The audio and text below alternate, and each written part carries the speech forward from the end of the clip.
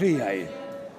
Så tigna kommer helt fram her, eller hvis onker sitter atalea, så kunne flytta tigna atterfra komme fram her, i flere plasser framme som tøk. Hvis du vilja det. Det flere plasser framme som sagt, kom bara fram her i kjøkken. Velkommen. Da vi byrjar stundslig klokken 6, ta ikke sånn, kan man si, lea litt vid flyting atter og fram. Så om det sitter atalea, velkommen fram her, så gjør det. Arstein, kom fram etter. Kom og sett her.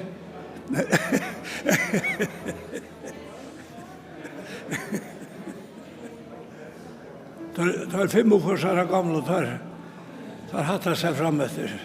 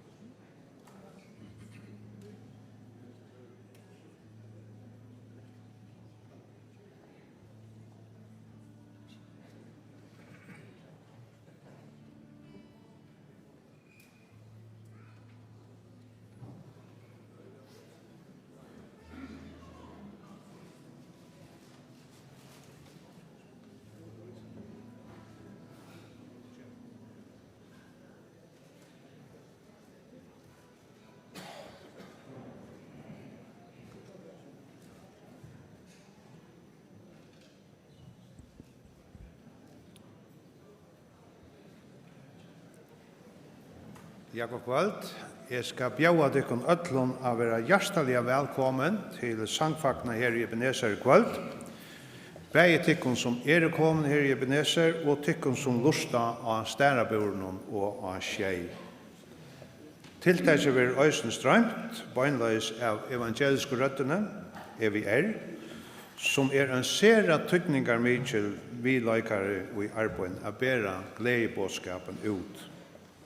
Vi takksom for at sangfakna var løtan øysene røkker ut til okkara mange lustarar og hitjarar, bæg heima og kring atlan heimen. Vi vita at nek gleda seg at fylgja vi sangfakna var løtene og i Ebenezer kvöld, og lunsjene han har finnet dit av evr.fo og ebenezer.fo. A special welcome to those of you who do not understand the Faroese language. We are so glad you are here. We pray that through this music and song will bless and encourage you. So welcome, especially to you also. Hjertelig velkommen at Somul. De som kommer a synja og framføre for i okkene kvöld, som det var se og hørt langt, så har vi harmonikaviner under Lashlo av Kristoffer Olsen, vi okkene kvöld. De kommer spela til Atlan Felaksanj.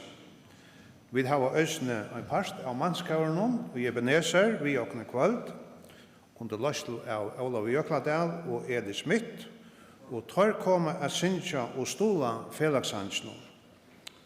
Og det er nekvor gau felagsanger i kvöld. Vi kommer også til å høre Magna Kristiansen, vi kommer å høre til Avale, vi kommer å høre Heina Lutzen, vi kommer å høre Sveini Prestgæren, Samuel Hanne og Kristof Loggenberg og Anno Loviso Myr Østene. Vi bjør dykken ødlån av å være hjertelig velkommen og glede okkon til å høre tykkon synsja og spela for okkon i kvöld. Som sagt, omsamt alt detta vil nekvor gauur felagsangur. En praktisk oppløsning hentan at huset fullt av folk i kvöld. Skulle det være så at vi da bruk for å komme kjøtt ut ur husen, så flere horar og tikkere vinstre søye her i Ivre. Men til øysen en hor her framme, at han fyrir Svenning, her som han sitter, som en røymingarløy, og oppi av balkongene her til høyre av balkongene, her øysene og en røymingarløy. En for hjertelig velkommen at Somol. Nå vil vi sittande, men vi synes at han første felagsangen.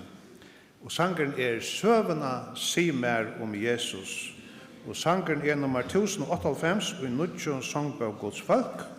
Årene er Fanny Crosby, og han omsetter av Victor Danielsen. Lat okkon stemme i. Gjør så vel.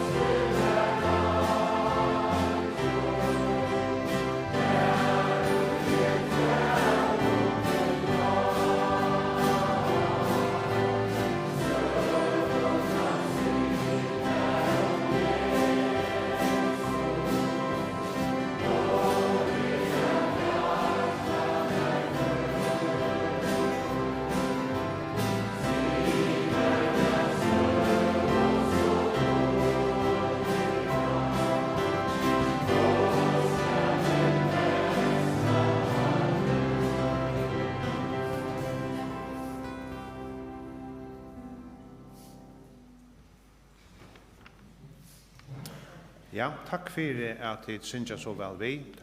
Det var virkelig godt. Og som vi nå skulle legge løtene framfor i Herren, så husker vi om det som stender i Salme 100, vi ørende 4. Her stender færre inn i postor hansara. Vi takksånj, vi lovsånj inn i forgarer hansara.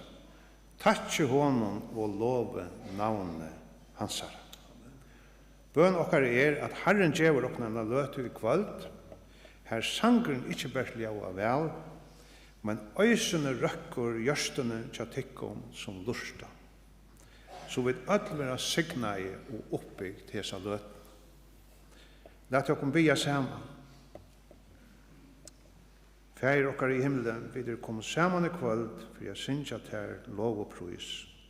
Hesa salmar som vi kommer synes i kvöld, hava både mennesker oppe og utjøkken glede og utjøkken sorg, og tar bera fram vi sama gaua båskap om trofeste og karløykatøyn til okkara.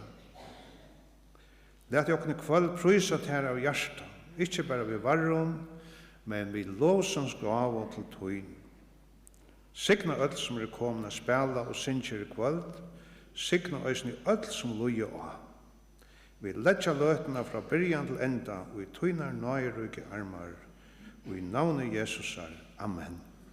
Nå færa vi da røys okkom og synsja nasta sanchen, som esa røstan lengt bostor, og en vannverdan kross, sangeren nummer 131, og i nutjo sangbok hos folks, og det George Bennard, som årene, og Victor Danielsen, hever tutt sanchen. Lat okkom røysast og stemme i. Gjør vel.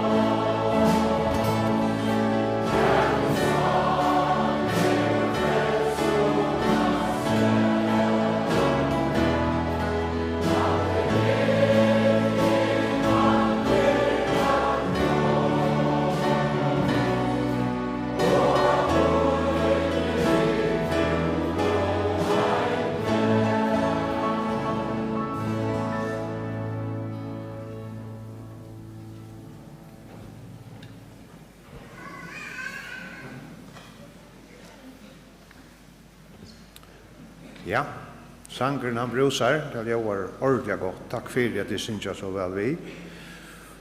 Og nå kommer første solisteren at synja for jokken kveld, og til Magne Kristiansen.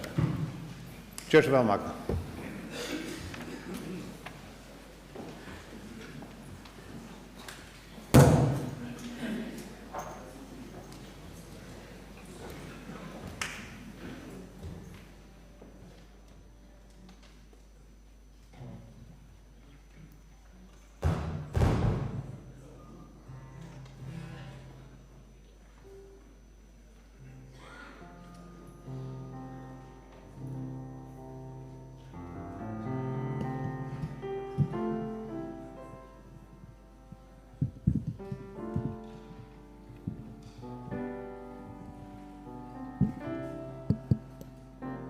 Hej. Ja, god kvalitet. Dåligt att sitta igång. Har det gått? Hatta var öl. Har det gått? Ja, det var dåligt. Det ska inte vara så tungt. Det är det släcke. Och han som hällde till att det är ointressant att Jesus han har totalt missförstått höll. Tog Louis vi rörliga varligt, det släcke till. Tog att hvis vi inte hvis du sier til at nu vet jeg kjenner ikke at linjer, men jeg kjenner nek, og jeg vet at nek var som blir inni øya Jesus. Men jeg vet ikke om alle øya Jesus, det er jo ikke andre skiver. Men jeg kan fortelle deg til at hvis du ikke øya Jesus, det er alvorligt. Så hvis Jesus kattler at ditt hjärsta, så tenker mot honom. Så det er det viktigste avgjøren du kan tenke livet noen, det er ikke større enn det. Himmelen, eller fortaping, det er det her. Det er onkan annan mulig. Onkan. Så vel Jesus. Den første sangen er hva synes jeg vil det gå. Det er sangen som du tog, og det synes jeg vi. Han var ikke glad i ferist.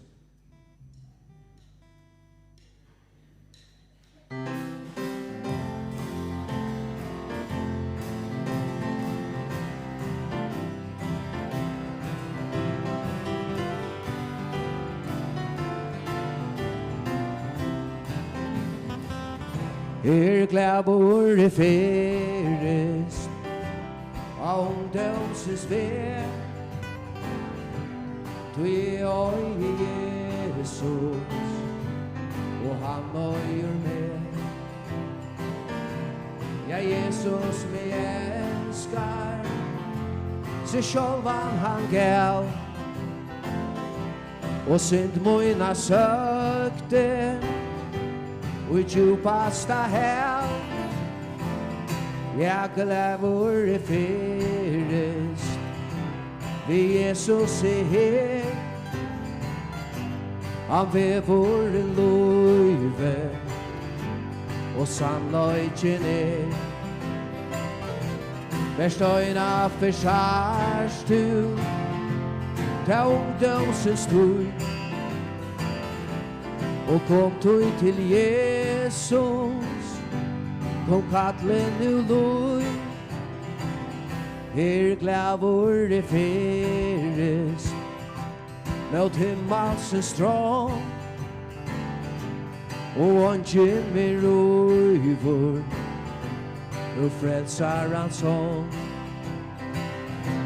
Tan hånden som svärd vær Og nøysen ber Til stegen som Jesus Til røyar med gjerd Og så Bernhard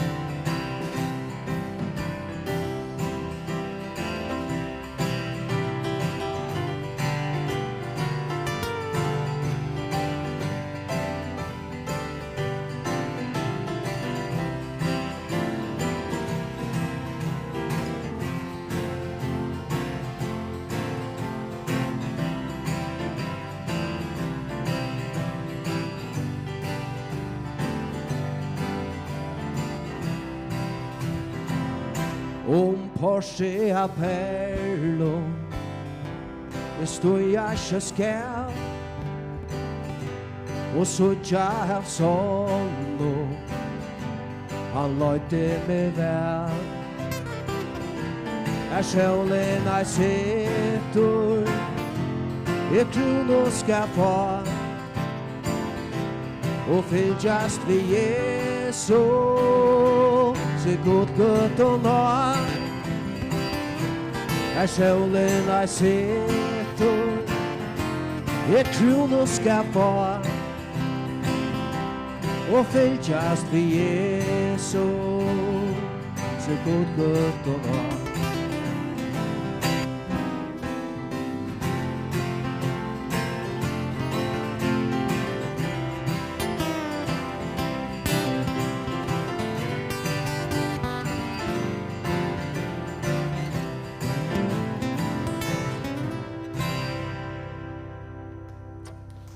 Her fire.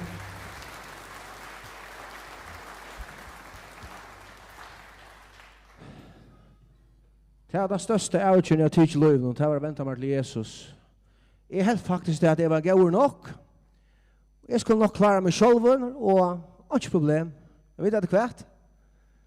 Jeg sa kjøtt til at det her til gang slett ikke. Du kan gå ikke kåpe at du stille og ødele møvelen, men altså, jeg flembærer. Hvis du kjører Jesus, så kan alt gjøre det samme. Jeg sier Johan, det er ikke ånsamt av å gjøre Jesus. Nå får jeg gjøtle man har løtt da. Same procedure as last year, sier Svenning. Og hvor vil han ha med gjøtle? Det skal ikke være så stuft. At å gjøre Jesus er kjæle, det er ikke ånsamt. Det er fantastisk. Og så vi som å gjøre Jesus kunne være glede, så var det ikke. Tusen luster, kære mennesker, hvis du ikke øyer Jesus, venter til Jesus, prøv han av. Det er ikke om du ikke enkelt. I will sing some song in English now so you will understand as well. So this is a country medley.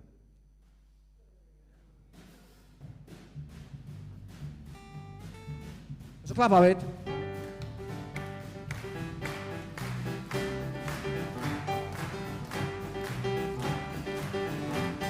Some glad morning when this life is over, I'll fly away to a home on God's celestial shore. I'll fly away. Sing it, baby. I'll fly away, oh glory. I'll fly away. When I die, hallelujah, by and by, I'll fly away. Bernard.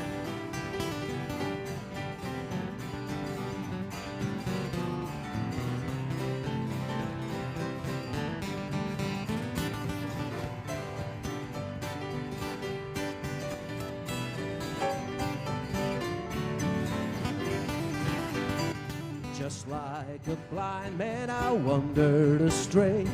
Straight is the way, and narrow the gate. Now I have traded the wrong for the right. Praise the Lord, I saw the light. I saw the light. I saw the light. No more darkness, no more night. Now I'm so happy, no sorrow inside. Praise the Lord, I saw the light. Jesus is my Savior, I shall not be moved.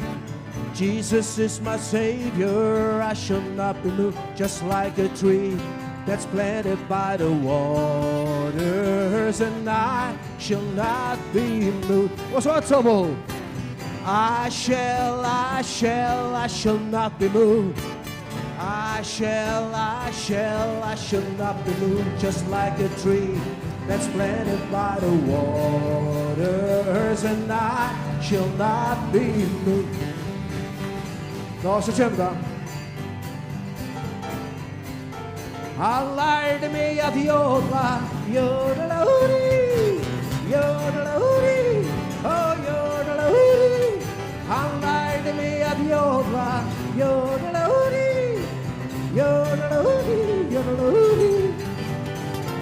Jodla-huri, jodla-huri, jodla-huri, jodla-huri,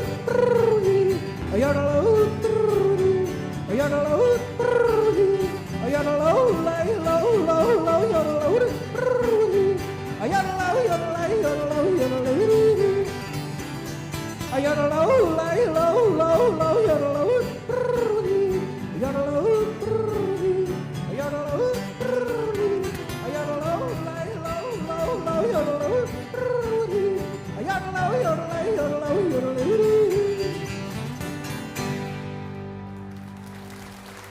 for det.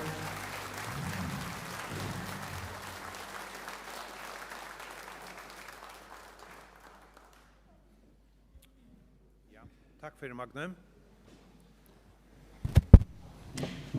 Takk til Magna. Takk for det. Nå får vi etter å røyse oss, og vi fela synja sangen. Et navn iver øtlen øre navn. Sangeren i nødvendig sang på Guds folk, 1021, nummer 1021, og til Allan Tørnberg, som har gjort årene, og Peter Hamberg har omsett sangen. Dette var røyse oss og stemme i, og et navn iver øtlen øre navn.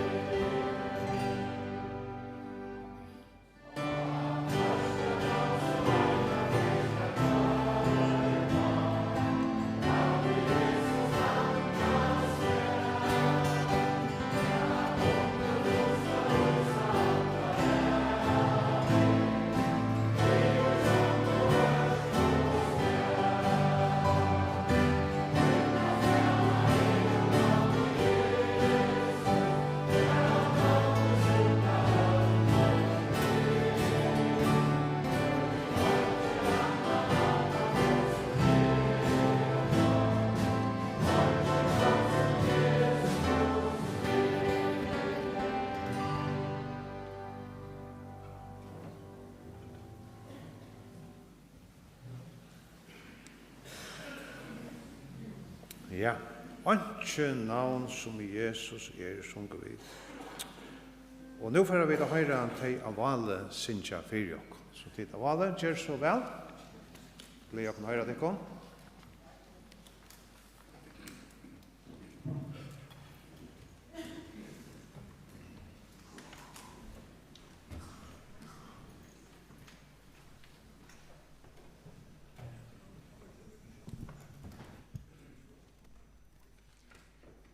God kvöld. Fantastiskt att se sådana folk här i kvöld. Och som Magne nevnte så det så gott att ge Jesus. Och därför vi då ösna synche om. Vi har sett en sammansättning av två sankon om Jesus som kommer att döda för oss. Så ändrar vi att pröjsa honom.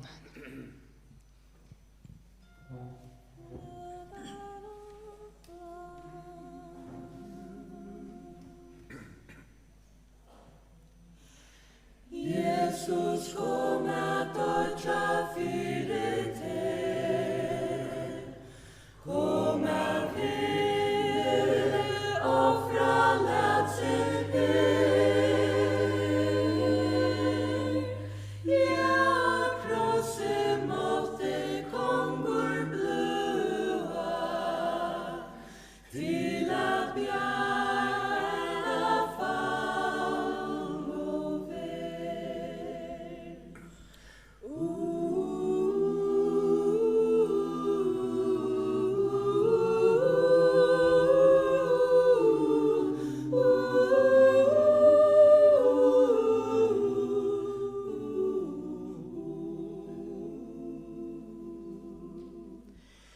Jesus kom at dødja fyrir te,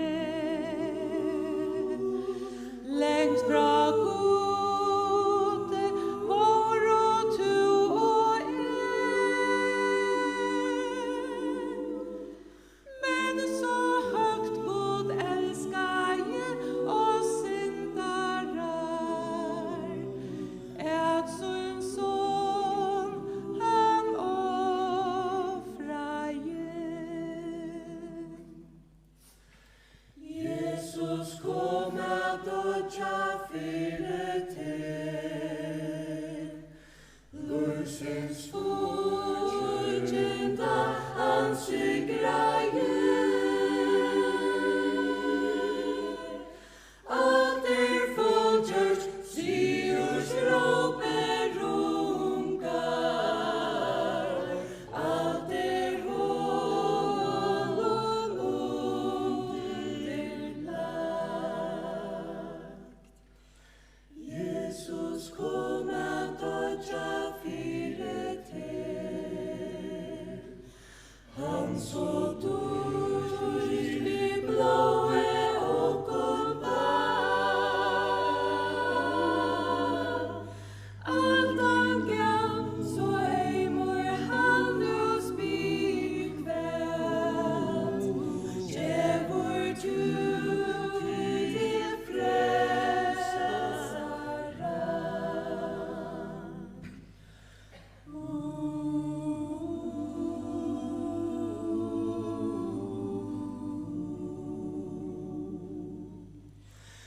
Vi tror satt her feir at sonen du gav, ur tralldome okkon ut at fruja, og krosse okkon fri han vann, og blå hans bæra.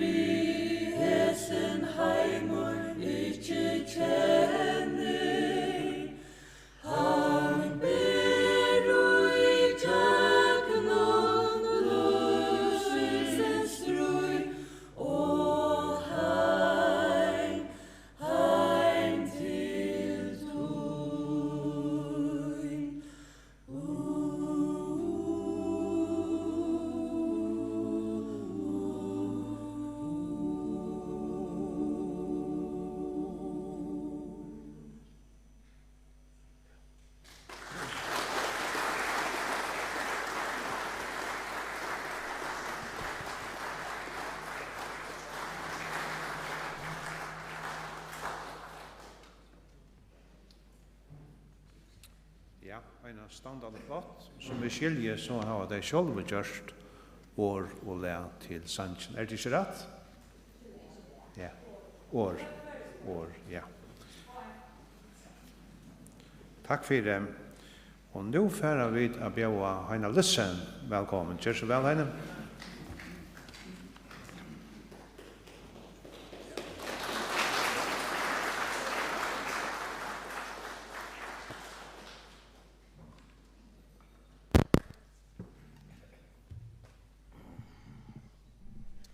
Ja, jeg får ikke en sang.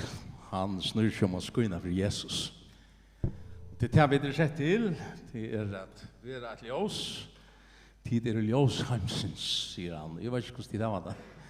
Om de må passe akkurat, men det en sanger som MC, jeg vet ikke om det her. Jeg skriver, og jeg plante en synsja han.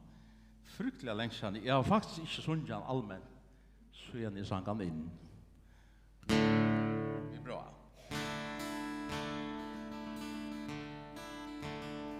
Spännande, ja. Mildoljós sommartui lurgar med Lunden just lött och frui och till lur Kuiner blod en mor Hånd i hånd känga vi Undras då ljósin spel och liv Solen sär Det är fär Allt du mär Avar nu mot sommar Att rusar våld framma vid Ein farlig ord harras Som dagen hjärtan ger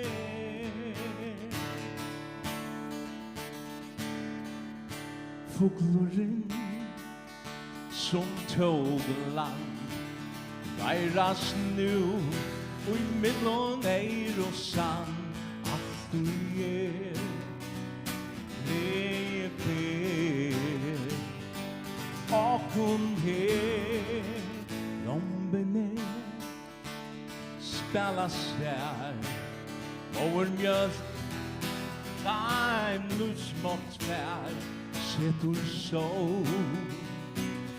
Växt för Kykta på Avar nu mot sommar Sitter vi Att nu själv vån som framma ber Ein farlig ord harras Som dagen hjärtan ger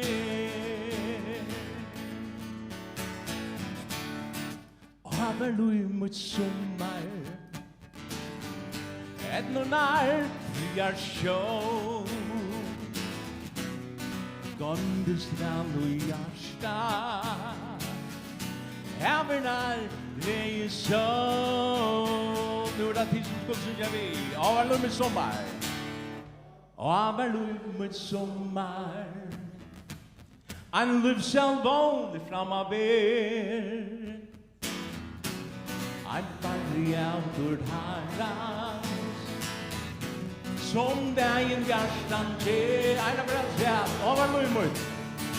Avar lumut sommar Ein livsjälvåns framma ber Ein farlig ord harras Som dagen hjärtan ger Tusen takk for meg.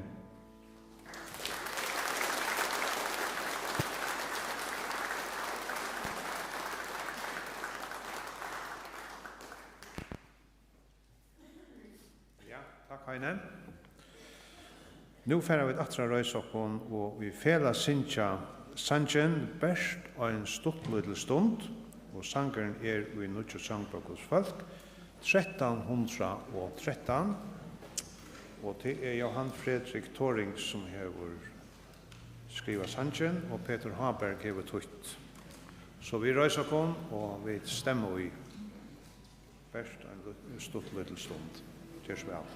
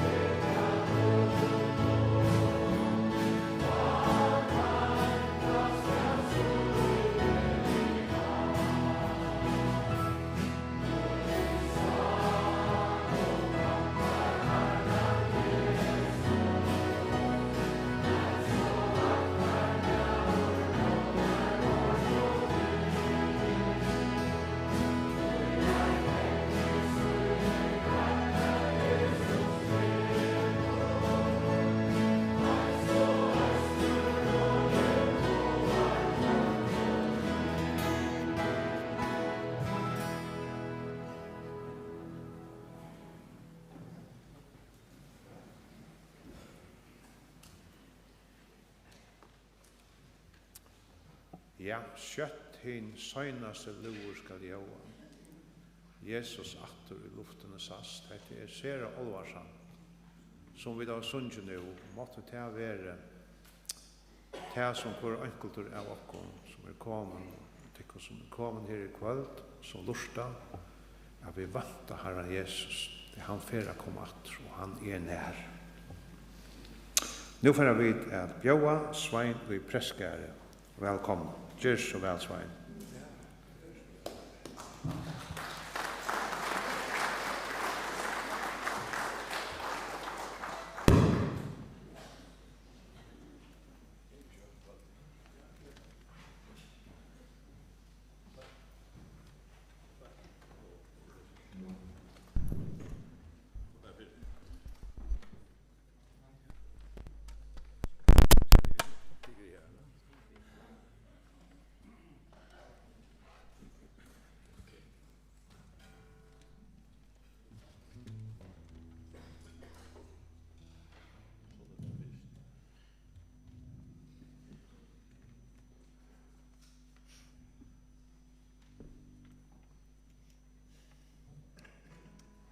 Ja, god kvöld öll. Den første sanger nok så nødtjør i føreska buna. Heter en fortelljara sanger som om en person som ledden i en føreska buna som endar en sunnedag i Steinatune. Han den fyrre vi skal synsja.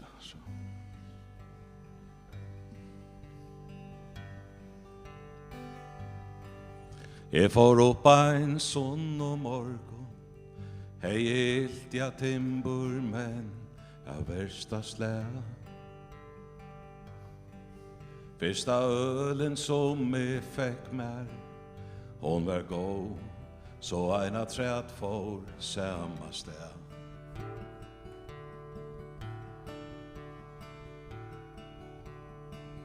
Etter klæv og noen klara jeg, og fann til sust mot besta skittna plagg.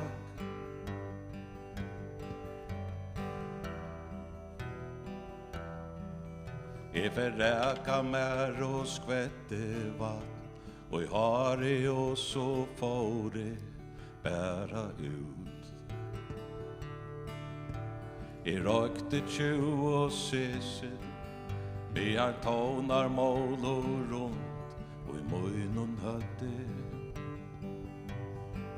Så jeg feste ut av fyrst og ta en drongur, rann fram vi søgnen bolte.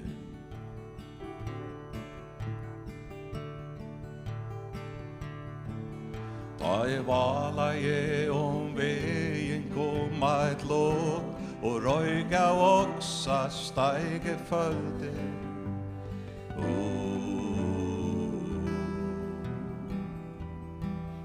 Og ta mynte med akkurat, som jeg miste en affær og søgnetøy.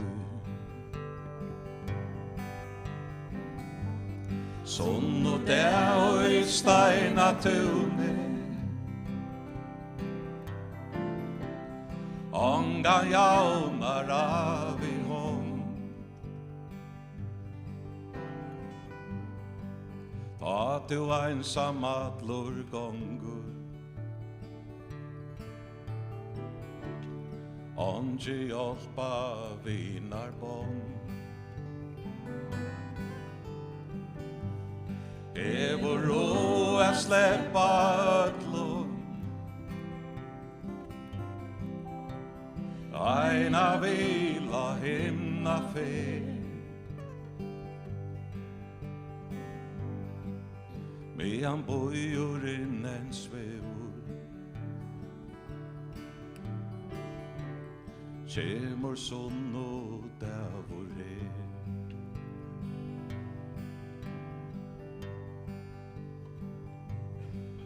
Bødn og papar flent og saman, og i græsa gære åndsje kunde tinja.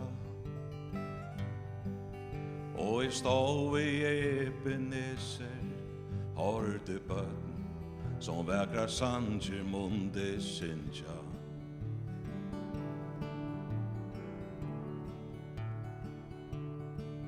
Ta i ensam allur tjekk mer hei, I hørte haunar kyrkjo klokkur rinja.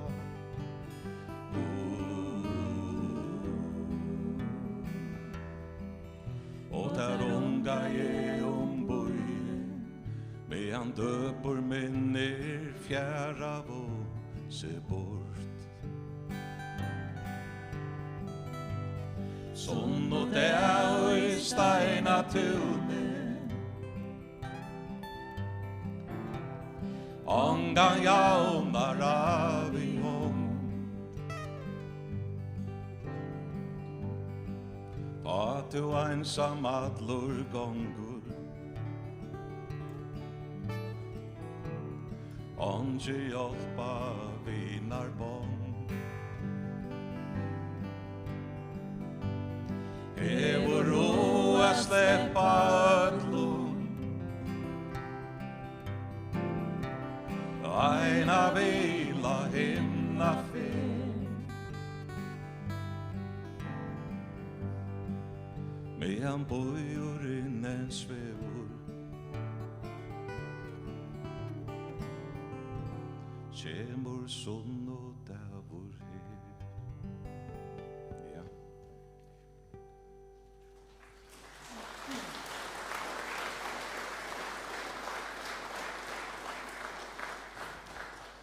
Jeg halde okna spåla tøyina 25 år attor. Jeg valgte enda Sandjon for å oppmuntra ting som samlas her i Ebenezer og Ærastane. Til han skriva over at bøtten og papar flinter saman og græsagar ikke kunne tinja, og jeg stod i Ebenezer, hørte bøtt som vekra Sandjur munde sinja. Og som jeg ensam hadde gjekk meg heim, jeg hørte havna kyrkjeklokker inntja, der runga jeg boi om jeg døper minn fjæra og så bort. Jeg minnes så godt for cirka 25 år så da jeg kom gangande her av reine. Jeg sa en flokk færre inn i Ebenezer. Og det var en så djup og langsål i min hjarta, at heie jeg kunne fylst vi hæson mennesker. Stuan som ta var at jeg var faktisk mentally at hele en rume vi 3 monhoron. Ein gekk i kyrkjegaron, ein i en steinatun, og ein gekk til hjelpena. Og jeg vil bare takka Herren når jeg synes ta nesta sannsjon, at han gav meg ikke opp, og han Djever heldur ikke til opp, og han ser hvordan alt ser ut kjatt her. Tog med jeg vid enn våre måttleis, døye Kristus, ta i tøyen var komon for godleis. Nei van for nekar at dødja for en rattvisan, for en goa kunde ta være at onker hatt måt at døy. Men godvisor kærlega søyn til okkara, ved at Kristus døye for okkon, medan vi enn våre syndarar, manga meir skulle vit, ta i vit rattvistgjørt og i blåi hansara vi honom vera frelst fra rajene. Jeg les en hending ved det om bara Smyrle.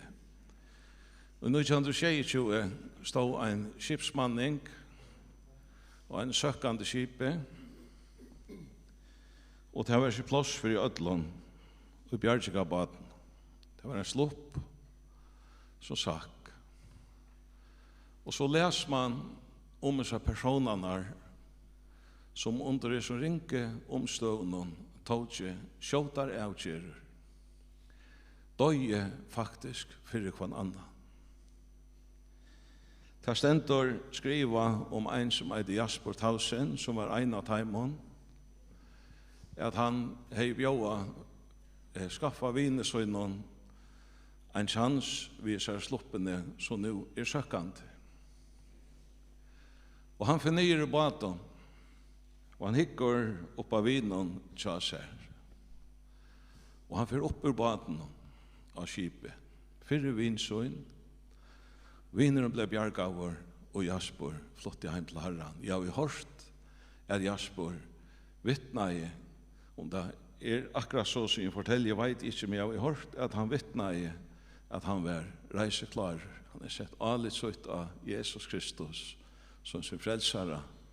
Tog jeg han sikkert mot for at dodja for vinsøyn. Gåa tygur. Ta Jesus hekk av Golgata krosset, ta hukti han vi en sterkare kärleksbra enn Jasper og hinner, som bytte plås. Jesus tog tutt ett plås i dejan. Og jeg husker om især bjarga i mennene, 16 ble bjarga i år. Jeg trykker ikke at her negrande har glemt bjargingar menn søgnar. Hvordan ein tøkk byrtest opp i tarra hjarta gjennom alt løyve.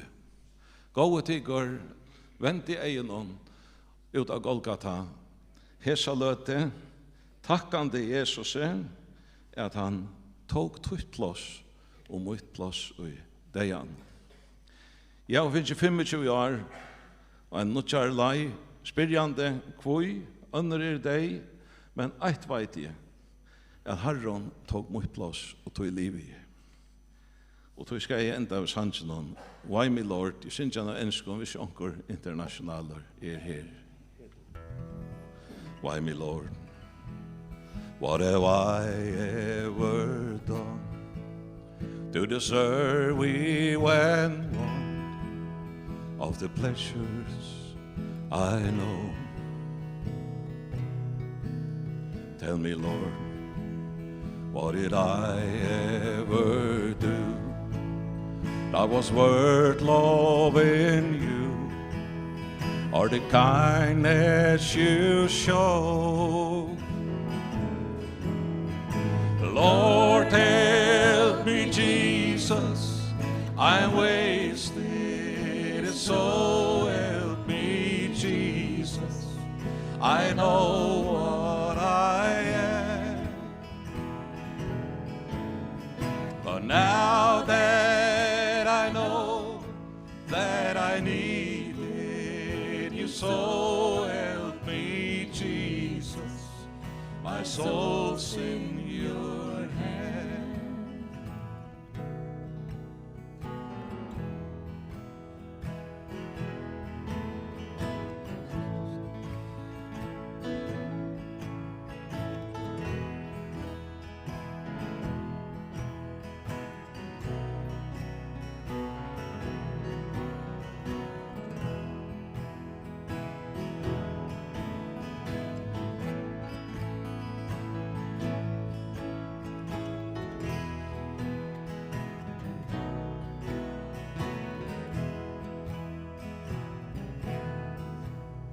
Try me, Lord, if you think there's a way I can try to repay all I'm taking from you.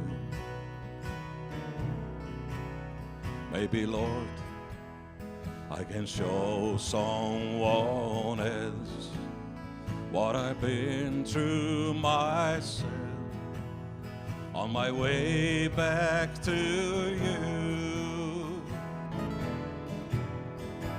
Lord, help me, Jesus, I'm wasted, so help me, Jesus, I know what I am,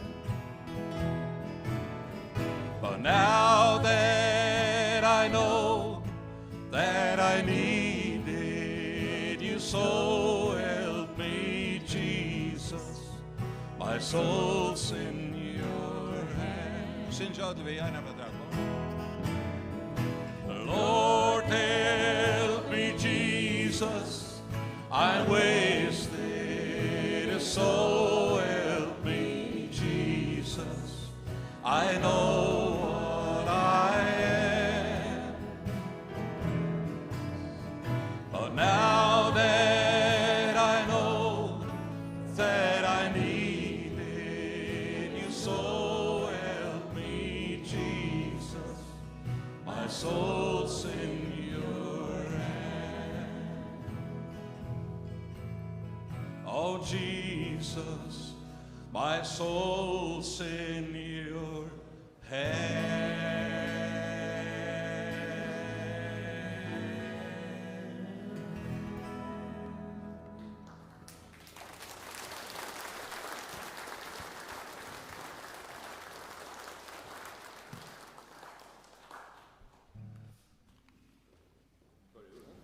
Ja, takk til Tikkon, takk til Svein.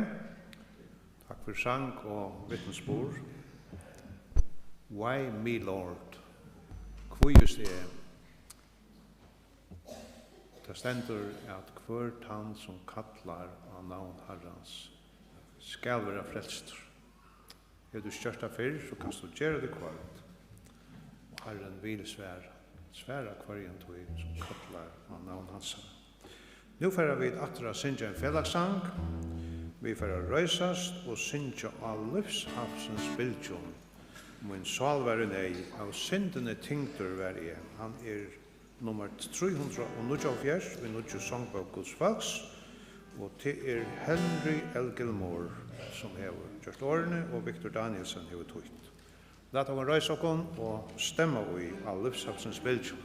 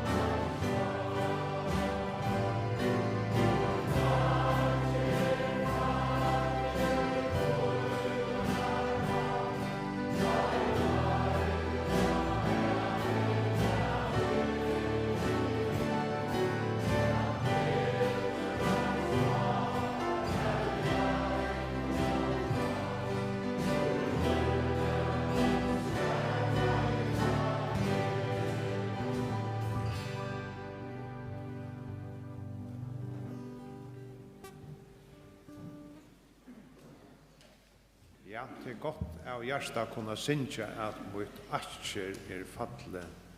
Og I kvilunar havn, og I møyr ut av havet av ber.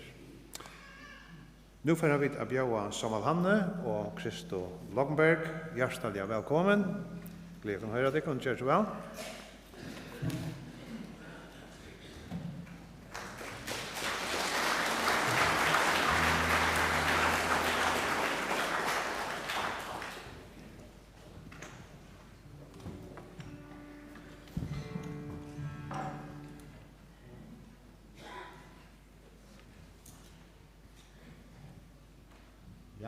Flere gav tonleggere vi og som du sier.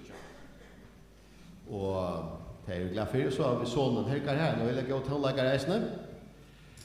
Så vi får synge en sang som eider så leise av nøye Guds sier taniere. Og det utrolig størst å kunne få løyve til å oppleve Guds kærleika og komme til trygg og hente kærleikan som Jesus sjølver, given okkon ødlom. Og å komme til trygg på han og merke at han elsker meg så innerlige. Det det mest fantastiske at mennesker kan oppleve. Og det ikke eisen at tusen lurstar skal oppleve sammen vi okken i kveld. Ja. Ikke ordentlig enn, men nesten.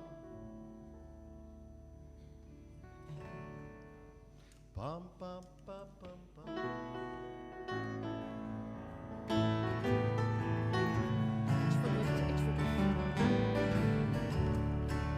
Av nøye Guds, her han rattvis kjørdo, best vi trygva til, og nu liva kan så trygt ui som frie. Takk fire soner, ui du sendi av min vei. Takk fyrir ja, det som du hever kive. Kærleik og glede, og fri ui mune sa. Og kvann ein der, saman her kan liva. Det besta, løyve ui ein liva kan. Mun vinner kom og kjenn hesa nage. Nagen som rattvis skjer, tvåar og ransar til, så du kan liva kvann der trygt og som frie. Og takka fire, løyve ut her Jesus var. Jeg takka fire der han hever kærkive. Kærleik og glede, og fri ut tøyne sa. Og kvann ein der, du ser man vi honom kan liva. Det besta, løyve ui ein liva kan. Så bare Naila Stålinar her.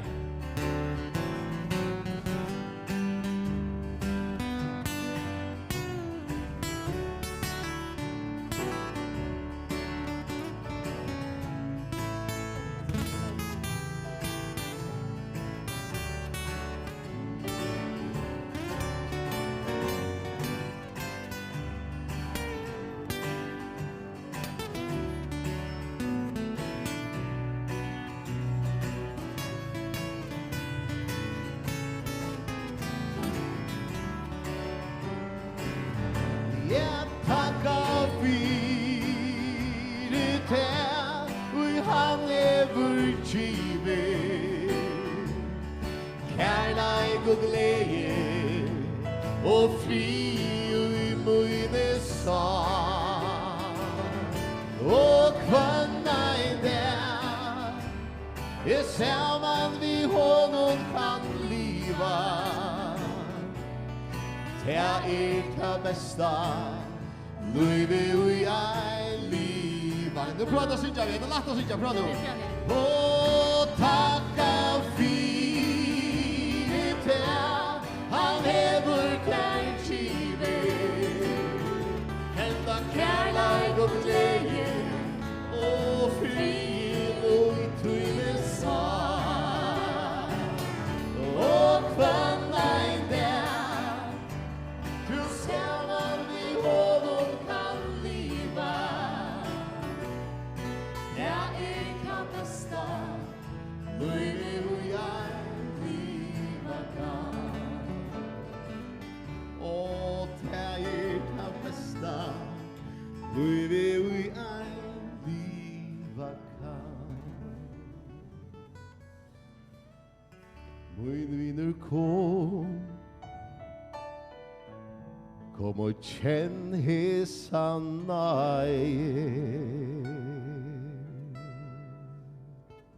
Takk for. Amen.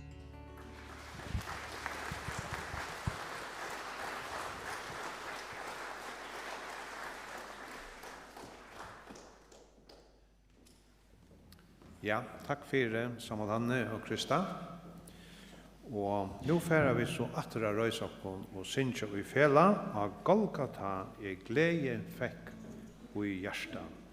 Sangeren nummer 1230 i Nuttjo sang på Gudsfalks, og til Stuart Hempel som hever skriv årene, og Peter Haberg hever omsett sannsyn. Vi røysast, stemmer vi av Golgata glede fekk i hjärsta.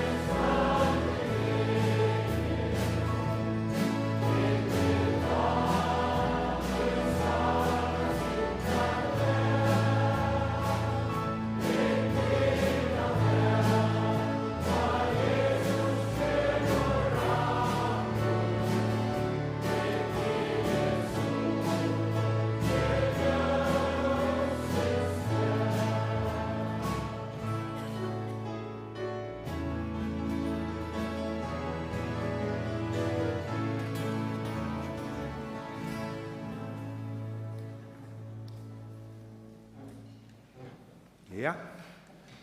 Takk for det, og inntil ta feres fram ved glede. Inntil ta min sal kan synja glede, inntil ta det, og Jesus kommer atter, inntil suttje Jøsens sted.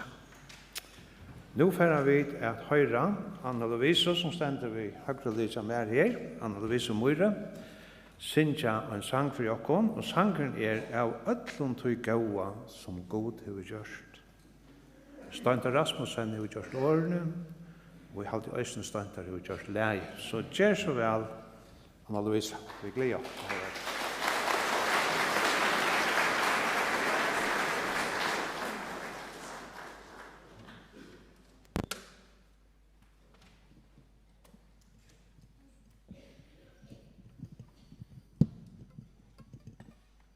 Annars i høven skån i det. Men tack. Jag vill säga att det syns jag alltså extremt väl. Det är som störst kör där jag kom. Jag stannar där uppe och lusta. Jag får syns jag en sang just då. Och det är en badna solmor som ständigt skriva i Tambe Abbe. Jag har alltid varit där. 17 Abbe badna tjänar. Och jag fick så höjrarna släppa syns jag. Og ja, vi har ikke hatt sånn mer å si enn det. Det er veldig flott og godt læres nå. Ja.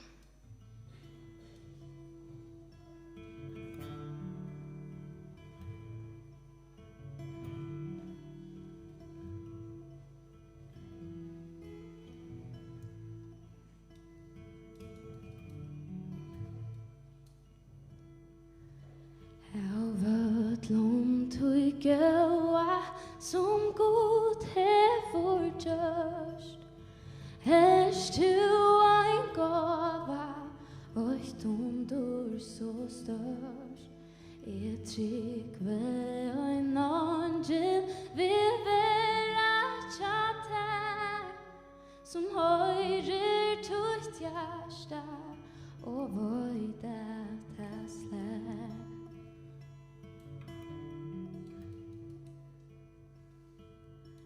Övertlån tog väkra som god hefur gjørst. Kjølen av himmel som lysa vid bjørst.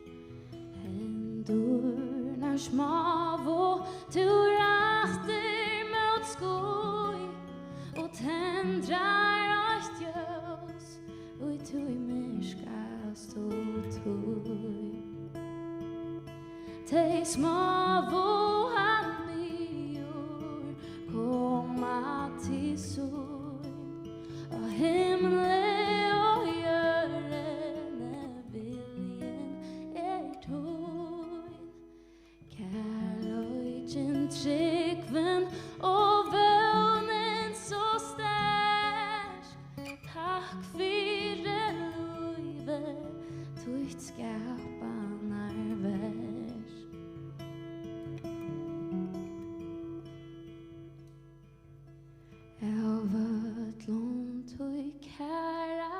Som finst her og fått, da løyve vid finko, ur vøk og i mån.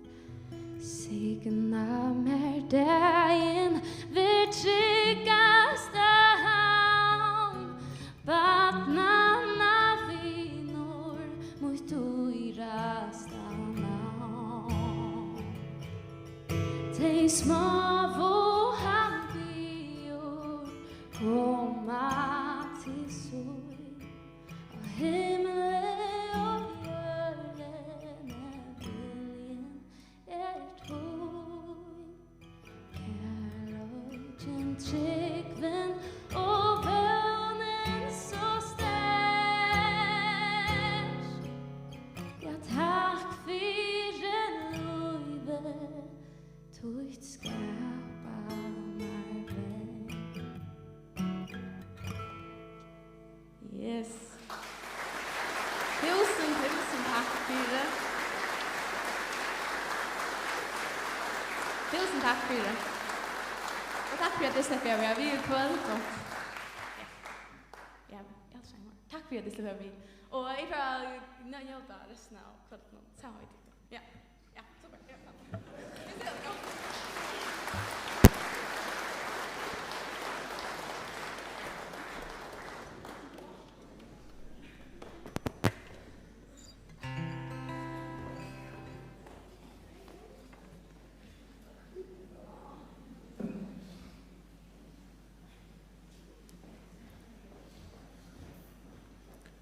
Takk for Anna-Louisa.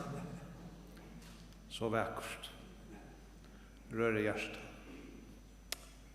Nå får vi atter at røysokon og synsja sanjen tinges to av byrå og av hjelpkanst. Sangeren nummer 622 og i nødjo sangbok hos folks. Det Birdie Bell Winsett som har gjort årene, og Peter Haberg har skriva sangen. Og da det sunget han sangen, så kommer Svenning, og loftig har en stuttan bådskap, og enda løtene her. Og ta i Svenning i livet, så færer vi da røysokken og synsja til Alfagra Landmøyts, sangen som Sunna Skæri og Peter Alberg. Så gjør så vi alle røysokken, og synsja sangen.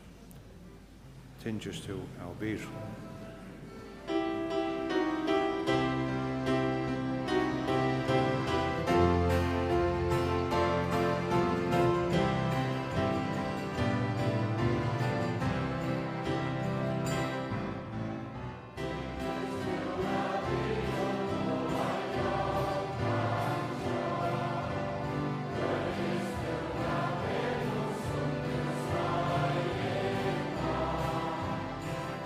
I will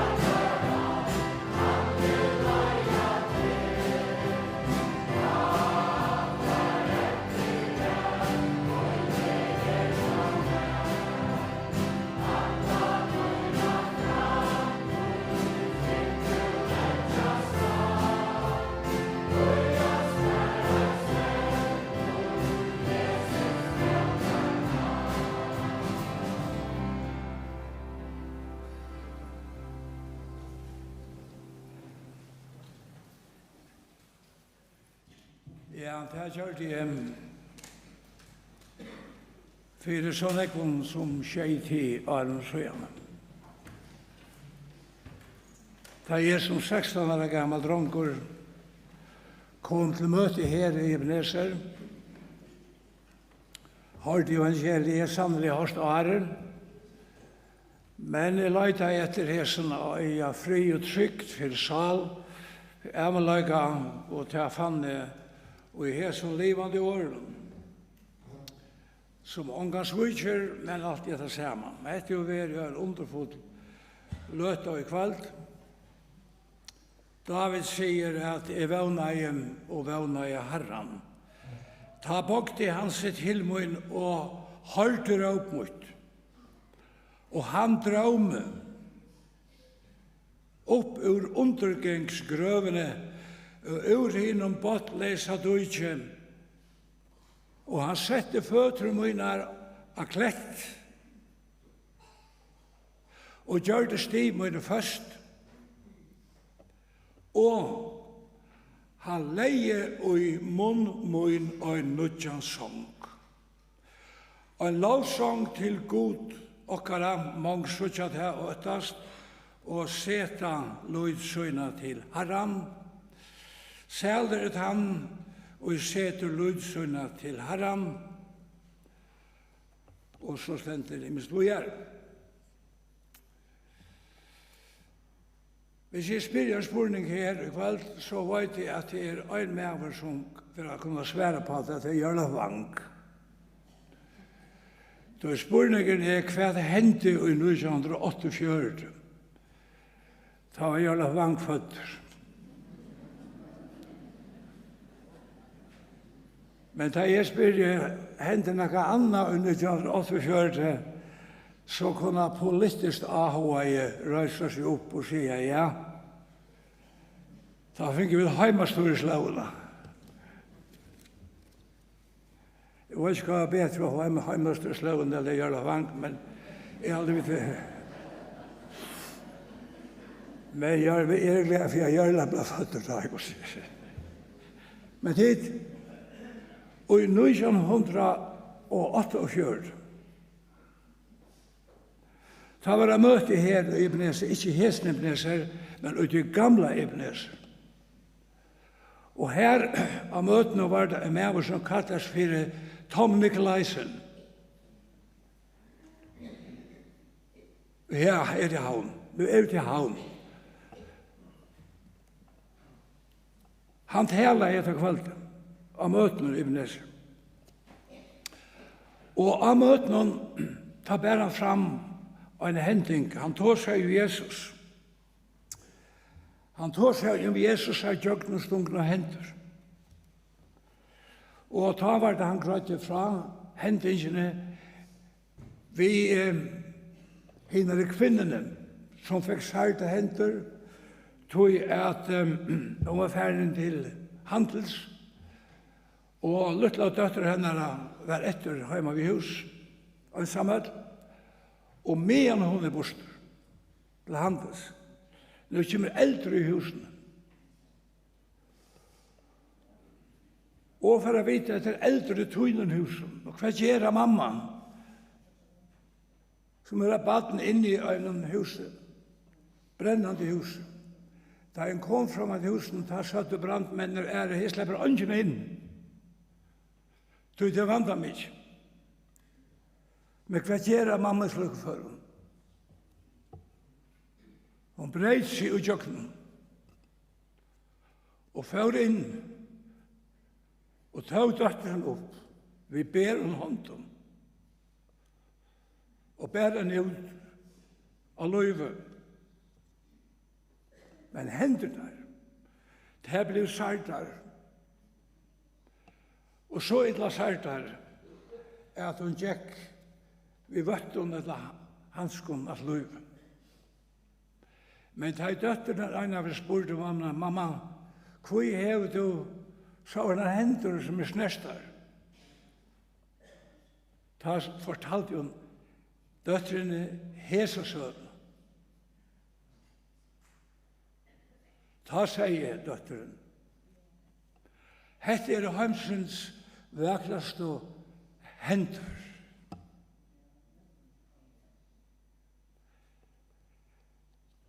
Peter Haberg, Øysten er hanamauer, satt av møten.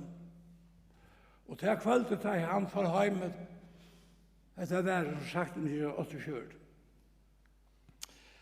Da sette han seg av festa noen regler av bleia. Og hese reglene blivet til sangen elsket her bløande hendur som neldos til krossen i det. Flere vers. Og Sunva Haberg, som var gitt til Knut, Bodja Peter Haberg, som var en sankar i August Nage, hon sette lær til sangen. Så sankeren føreskur ut i 8 egg. Hentan Sunva Haberg, som bor i Iver Trøndagøt, døtter Olaf Johansen, Abba son Elias Rattara, vi kallar han, som var 8 år Kvalvik. Hon ble 20 som ung, som ble ung, som ung jenta. Foreldren var tryggvand, de bau i fyrien, ånder bau i fyrien. Og hon ble frusk. Og Sunniva lova jeg god til at hun skulle bruka sina rødd til å synge om ham. Og vi minnes denne her samkomne. Gudsjön sang, og Gudsjön sang henda sangen. Hesa somo etter samme året Olasøkon, nå narkas vi Olasøkon. Ta han var utomut utanfor Ibneser, som det jo vært av hver året, så igjen i dag, var han der. Og til dagen der, og det var det også nå, klokka 9 og bare i kveldene, andre kveld, og Olasøkon der.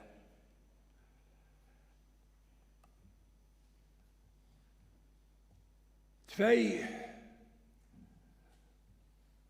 ungfolk, eller kanskje hun var ung, Lena, døtte samme Johannes i Kotlafire, og bodgen Edvin, de kom og Olasøkon,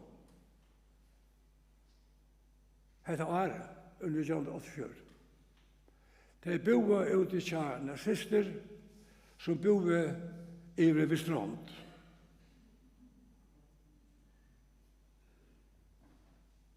Hun var gift med en brentare som arbeidet av Dimmalatting. Jeg minnes det vel. De kom og forgengene her i Strand, og heim etter, kom nian av årveien, og kom nian etter den svenske skøten nian, og i måte Ebenezer, just her, lykke her iver. Ut til sammen. Ta stuer Sunniva Haberg fram av Sinja. Og hun sang henda sangen. Det var en himmelsk rødd som tåna i iver vaklighet av kvalten. Vi Guds anda og vi Guds kraft. Og her så ber syskjen testegge av. Her utanfyrir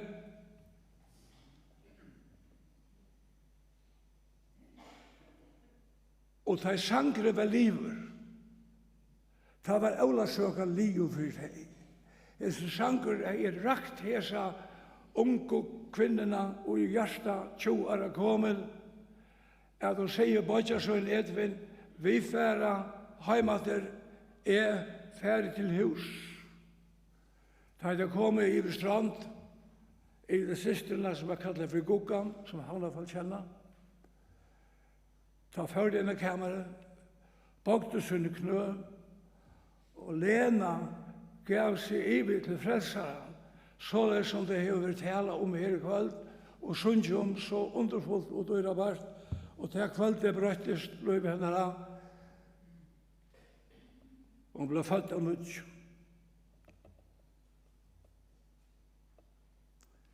Nøkker er skjøttene, det nekvar skjøttene, vær i Sareftan, her er bibelskøy, og jeg fortalte så søvnene. Og da sier jeg vet ikke hvor den kvinnan var. Da røyser Lena seg opp her og sier, jo, det var en. Så sier jeg Lena, Lena, kom opp her til mun, fortell for ødelen her, hva du opplevde til kvalitet utenfor Ebenezer og 17 i Uvesrand, og hun kom opp og fortalte det her. Ikke å sikna til. Hette sangren, hette tånaner og sangren, som gjør mennesken liv, og her som for en evet liv. Hun fortalte til affærene at en dag hun var ut av sjukhuset hitte hun Sundbo Haberg. Og hun fortalte Sundbo Haberg her, og det tok hun for her. Av glede og antallige rørsel. Og oppe til noen år satt ned ved i Estrøtene. Og så ringte til kone min an. Så sier hun med til henne, Lena er av Vestkina og Tofte. Færre vi kjenner. Det var jeg glad for. Jeg får inn. Og ser man sunk og vidt sannsyn og henne blående i hendene her. Som kunde vettla fram ur henne hjärta. Till en älskar Jesus. Og hatt det Tom Nikolaisen, som sier i årene i Ebenezer, Peter Habeck, som fengar i årene, sette det sammen til vers, Sundbo Haberg, som sette det til, og sang.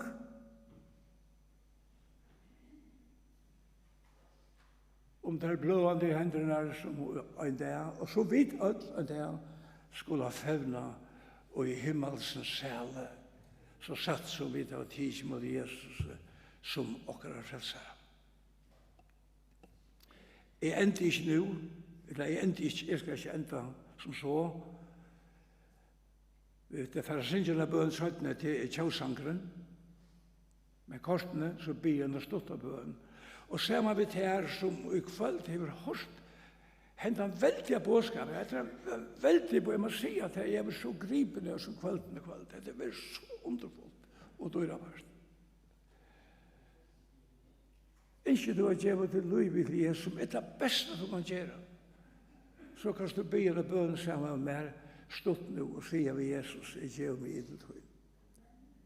Du kan gjøre det for deg selv, men gjør det, takk opp at det årene som jeg nå nevner. Jeg gjør skåpra i midten setningene. Gå Jesus. Takk for bådskapen.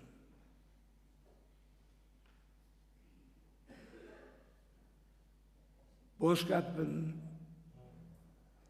om tog deg av Golgata for dere. Jeg gjør meg til tog inn i kveld. Jeg vil høre her til. Jeg vil fylle her. Hjelp meg. Jeg fylle her i Jesu navn. Amen.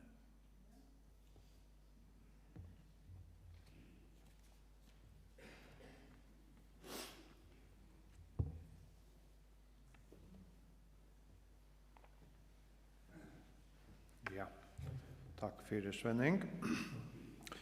Her vil Røysakken og Sintja til Alfagra landmøt, så skulle vi takka til den ødlende hjertelige som kommet her i kveld. Stora takk. Og så vil vi takka til den ødlende som har gjort dette sangfagna var tiltak møvelig. Takk til tikkun som kommet av Sintja og av spela for jokken kveld. Takk til tikkun som har sittet ved knøttene og syrst fire til tøknelige. Og takk til tikkun som var stegi i gansjene og tidsi møter. Og så får vi da takka tikkun av Skjei og Stærabornon og av EVR, som hava, og tikkun som hava lusta etter sangfagnaden herfra Ebenezer i kveld. Vi er også ser at takk som fyrir seg gode høles omstøvnar, som vi har i Ebenezer, som har vært karmur hetta sangfagnaden var tiltak i kveld. Så skal det minne av utemøtene av Ebenezer-trappene som vera nå Olavsøkna. Begge 28. og 29. juli vera møte ute klokkan 21 kveld. Og etter utemøtet bjøver vi inn i Ebenezer til en drekkamon og et prat. Og til kunne det nærre tiltøysene av ebenezer.fo. En øyne for hjertens takk for at som og for innskjøtt ikon ødlun øyna gaua aulasøk. Nå røysast vi og synsja til altfagra land mot. Sangeren nummer 1504 og i sang for godsfolk. Dette var røysak.